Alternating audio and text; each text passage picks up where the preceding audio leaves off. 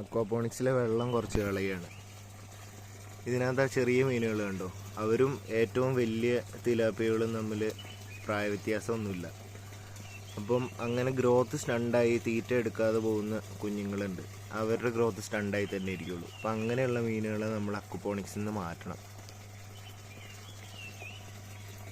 അപ്പം ഇവരെ പിടിച്ചു മാറ്റണം. പിന്നെ വോർട്ടെക്സിൻ്റെ പാത്രം ക്ലീൻ ചെയ്യണം.